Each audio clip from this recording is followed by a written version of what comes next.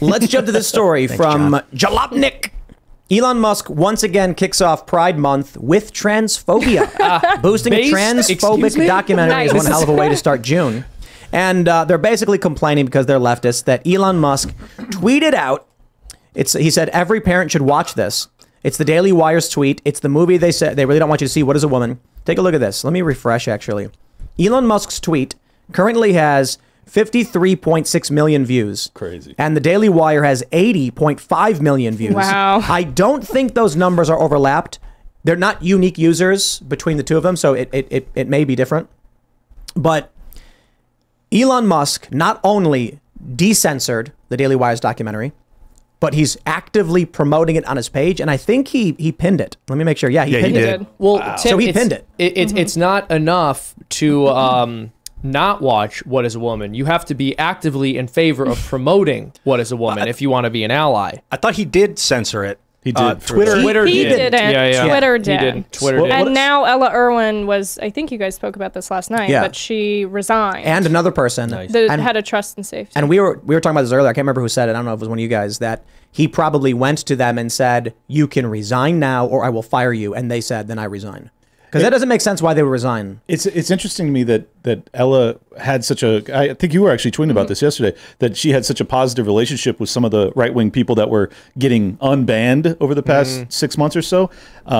But it definitely seems to me that there was some sort of a civil war within Twitter where she was like, we're not going to allow this to be seen. And Elon was like, well, then you're gone. But I think it's still not allowed. If you don't subscribe to Daily Wire, it's not going to show up in your recommendations and no ads will play on it. This is what Elon tweeted out yesterday. No, I think you removed that. I think he changed it this morning. It also really Yeah, I doesn't think he matter changed that it. much because everybody that I've seen quote tweeting it or embedding the video, I've seen on the For You page. And I think it came out, Elon responded to one of them. Someone was promoting his tweet. Someone was paying to promote his tweet. It could be that Elon was warned by a bunch of these governments, if you don't restrict it, we will take some action against you. And so he found a very clever way to say F you by, okay, it is going to be not recommended, otherwise we get banned. Then he tweets it out, then he promotes it, then someone promotes his tweet, and he says, now everyone who follows me will see it. That's fascinating. Yeah, that's a good point. Yeah, it was disheartening to see so many people coming at him right out of the gate because at the Babylon Bee, we had just released our interview with him and he really emphasized his commitment to free speech there. And he said there's so many people swimming in the woke Kool-Aid is what he said. He's really emphasized his mission against all of this woke crap. I think he called it the LGBT QAnon circle. QAnon? Did he actually say that? Yeah. Wow. That's great. Didn't he say, he said recently that he didn't like the word woke or something like that? Well, in our He said interview with people him, can't he define said people are swimming in the woke Kool-Aid. I really don't like how this all went down with the Daily Wire. They were like, Elon, please, you're supposed to, can we please have our free speech? Please, can we have it? Like, you don't have to ask for that. That is God's given right. Well, hold on.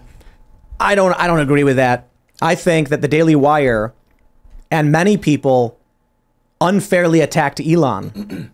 And I said, we'll wait and see if it gets restored. And if it doesn't, I will end our enterprise subscription. You had the right reaction. Here's the point.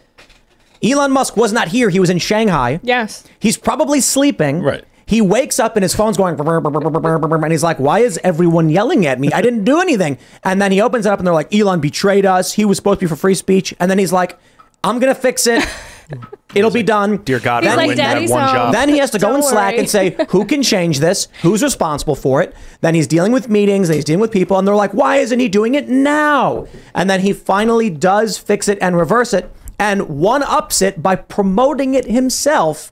I think he's gone above and beyond. He has, and it's ended up being a massive win for Daily Wire. But my point of contention was, too, that Jeremy was, and no hate to Daily Wire, but, you know, Jeremy was going on Spaces saying that he heard, it was this very convoluted game of telephone. He said that he heard that Elon Musk was in the room when the decision was made to censor the video, which was patently absurd because, as you said, he was in China. There's no way he could have been in the room. And Ella Irwin, who was head of trust and safety, I'm pretty sure she's Seattle-based. So it could have been digital room. Yeah, that's what my thought is. They were in like a but that wasn't Slack even channel. true. Right. So I don't think he was in the room at all. I don't think he was, but I do think that there's a reason for concern because if Elon is going to delegate any of these decision making and bring on this new CEO, which is WEF tied, well then we have reason to be concerned because he continues to give lip service to being completely uncensored, but yet he brings in people that are not seeing the world how he does. I got it.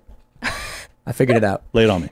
Elon Musk should consult with the Mises Caucus. Thank you. I'm not joking. Yeah, he should. He should run for president. He should reach out to Mises Caucus people to ask them who they could hire to do internal audits and review. That'd be amazing. That would be great.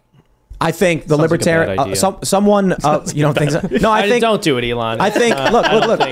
You're not putting a Controlled Republican. opposition. You're not putting a Republican in there who's gonna piss off the left. You're getting someone who's not of either party, of a different party. We just care about free speech. Who's gonna be like, look, we're for free speech, But that's the and thing. we're gonna be doing oversight to make sure that people are allowed to That'd be speak. amazing. You should never have to be like, hey, corporation, can I have free speech? It's not a question you have to ask a corporation. This is being done wrong. The code should be available. People should be able to make their own Twitter and access They can. all this stuff. They can make this their is own all Twitter. public.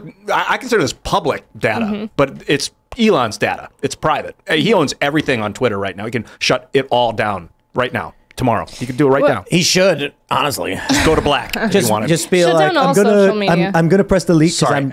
I'm just really tired of people tweeting at me. What were you saying, Ash?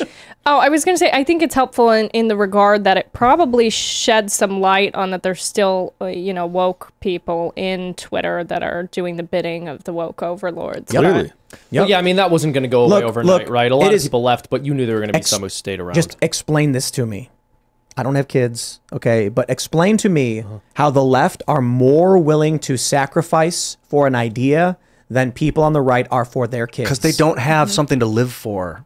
If you really care about humanity and life, you don't want to throw it away. Because the left are revolutionaries. Yes. Well, that's why exactly so? right. Because Even they though get to have pick and nothing choose. to lose. Well, I mean, they get also, I don't know if it's like the left gets to pick and choose their sacrifices, right? Like, how many of these left-wing streamers literally live in multi-million-dollar mansions? They don't make actual sacrifices for their values. They'll do things that make them comfortable, and then every now and again make a decision that requires, like...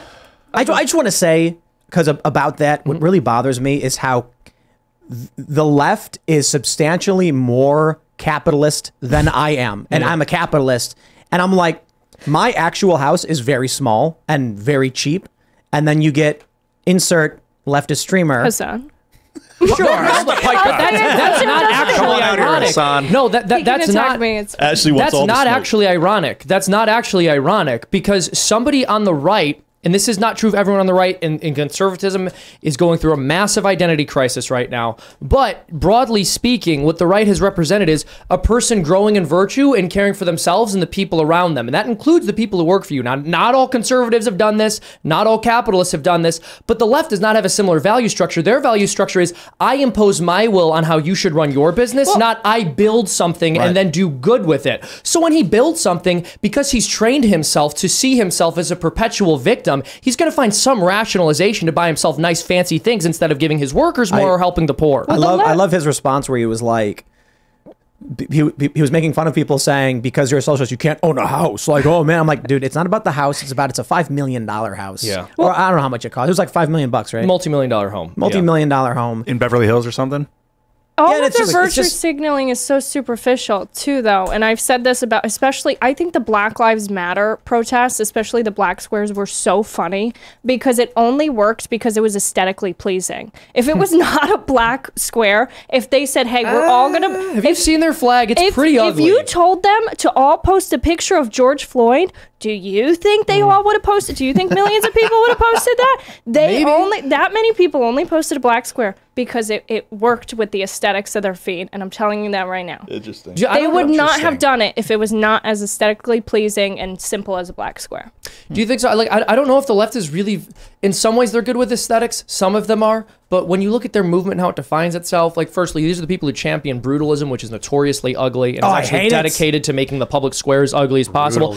And you look at their flag, like, the flag of their regime is unbearably ugly. It's unbearably ugly, and they all fly it. 28 million people posted a black square. You think 28 million people would have posted a picture of George Floyd? Depends. The one Actually, with the I agree. I don't think they would. They wouldn't have you don't at think so? all. I don't think so. I think a million times. They would have posted a like a mural on a wall of George Floyd, but they wouldn't post And it would have been picture. 28 million. You think Bella Hadid would have been posting Yep. that? Absolutely not. Thanks for watching this clip from the Timcast IRL podcast. Hang out with us live Monday through Friday at 8 p.m. and become a member over at timcast.com for uncensored, members-only shows exclusive. Thanks for hanging out, and we'll see you all next time.